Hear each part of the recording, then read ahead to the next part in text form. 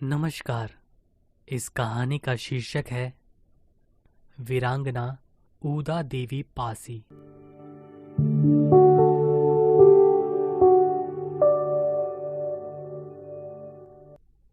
भारत के इतिहास में लड़ी गई कई लड़ाइयों में महिलाओं की भूमिका अहम रही है। झांसी की रानी लक्ष्मीबाई, बेगम हजरत महल, मातंगनी हजारा, लक्ष्मी सहगल समेत तमाम महिलाओं की बहादुरी के किस्से इतिहास की किताबों में दर्ज हैं। ऐसे ही 1857 के स्वतंत्रता संग्राम में अंग्रेजों के छक्के छुड़ाने वाली एक और वीरांगना भी थी, जिन्हें दुर्भाग्य से वह यश और सम्मान नहीं मिल सका जिनकी वह हकदार थी। शायद इसलिए कि वह किसी राजघराने या सामंती परिवार में नहीं, बल्कि एक गरीब दलित परिवार में पैदा हुई। वह एक मामूली सैनिक थी। वह एक ऐसी वीरांगना थी जिसने अकेले 30 से अधिक ब्रिटिश सैनिकों को मौत के घाट उतार दिया था। उस महान दलित वीरांगना का नाम है ऊदा देवी पासी। इतिहास के पन्नों पर ऐसे मामूली लोगों को जगह देने की परंपरा हमारे देश में काफी कम रही है। तो आइए रूबरू होते हैं ऊदा देवी पासी की दिलेरी की दास्तां से। ऊदा देवी का जन्म लखनऊ के उजरियाओं गांव में हुआ था। इतिहास में उनके जन्म की ठीक ठीक तारीख कहीं नहीं दर्ज है, इसलिए वह कब पैदा हुई यह बता पाना मुश्किल है। बचपन से ही वह जुझारू स्वभाव की थी। वक्त के साथ साथ वह बड़ी हुई और फिर उनके साथ वही हुआ जो कि उस जमाने के लिए आम बात थी। कम उम्र में ही उनकी शादी मक्का पासी नाम के एक युवक से कर दी गई। इस तरह वह ससुराल पहुंची, जहां उन्हें जगरानी नाम का एक नया नाम मिला। उनके पति मक्का पासी अवध के नवाब वाजिद अली शाह की पलटन में एक सैनिक थे। उस समय देसी रियासतों पर अंग्रेजों का हस्तक्षेप बढ़ता जा रहा था। ब्रिटिश साम्राज्य अपने पैर भारत में जमाने के लिए भारत की रियासतों को अपने अधीन करना चाहती थी। इसके मद्देनजर वाजिद अली शाह ने महल के रक्षा के उद्देश्य से स्त्रियों का एक सुरक्षा दस्ता बनाया, तो उसके एक सदस्य के रूप में ऊदा देवी को भी नियुक्त किया गया। अपनी बहादुरी और तुरंत निर्णय लेने की क्षमता से नवाब की बेगम और देश के प्रथम स्वाधीनता संग्राम की नायिकाओं में से एक बेगम हजरत महल उनसे बहुत प्रभावित हुई। नियुक्ति के कुछ दिनों बाद ही ऊदा देवी पासी को बेगम हजरत महल की महिला सेना की टुकड़ी का कमांडर बना दिया गया। महिला दस्ते के कमांडर के रूप में ऊदा देवी ने देश के प्रथम स्वतंत्रता संग्राम के दौरान जिस अदम्य साहस, दूरदर्शिता और शौर्य का परिचय दिया था, उनसे खुद अंग्रेजी सेना भी चकित रह गई थी। ऊदा देवी की वीरता पर उस दौर में कई लोकगीत गाए जाते थे।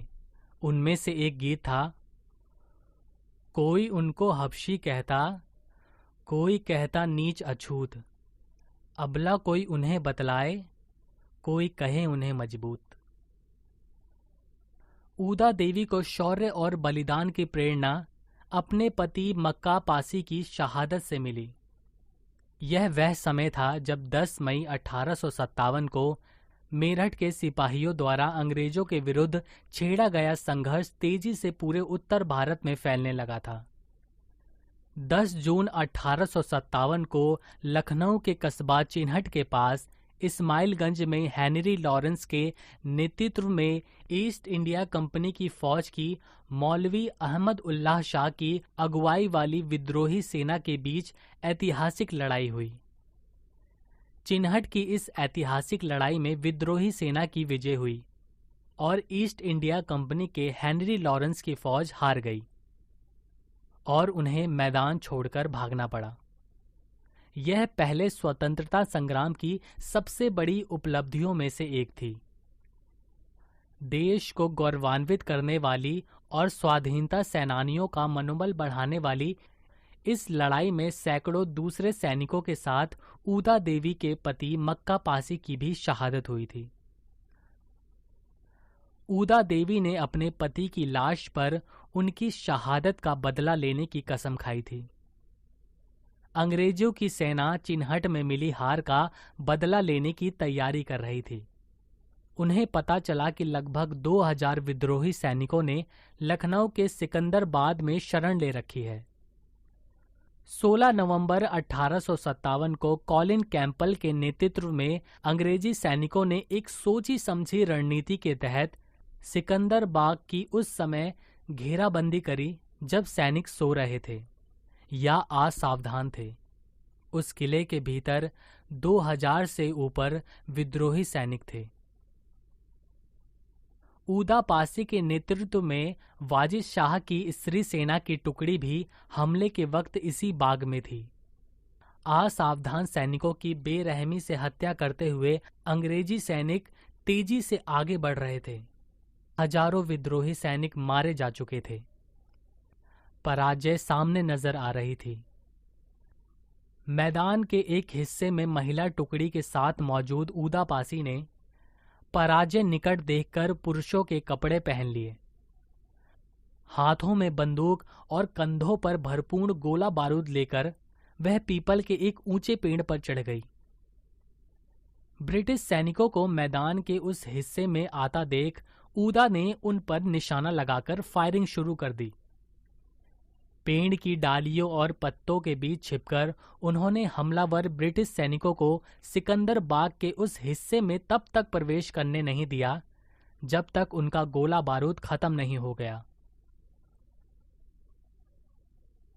ऊदा पासी ने अपनी उस अकेली लड़ाई में ब्रिटिश सेना के 2 बड़े अफसरों कूपर और लैम्पसन सहित 32 अंग्रेज सैनिकों को मौत के घाट उतार दिया था।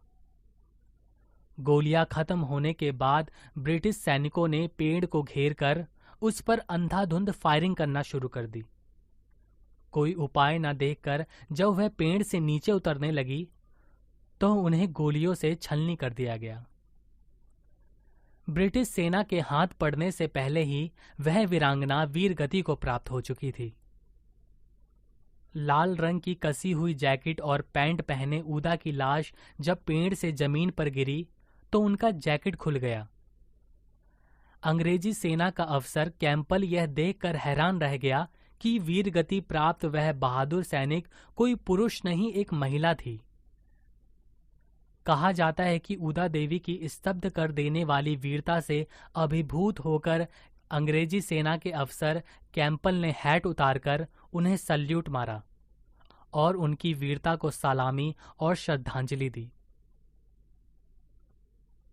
ऊदा के शौर्य, साहस और शहादत पर देसी इतिहासकारों ने बहुत कम और अंग्रेजी अधिकारियों और पत्रकारों ने ज्यादा लिखा है। भारत के इतिहास में वह वीरांगना कहीं खो गई। वहीं ब्रिटिश सार्जेंट फॉब मिशेल ने अपने एक स्मरण में बिना नाम लिए सिकंदराबाद में पीपल के एक बड़े पेड़ के ऊपर बैठी एक ऐसी स्त्री का उल्लेख किया जो अंग्रेजी सेना के 32 से ज्यादा सिपाहियों और अफसरों को मार गिराने के बाद शहीद हुई थी।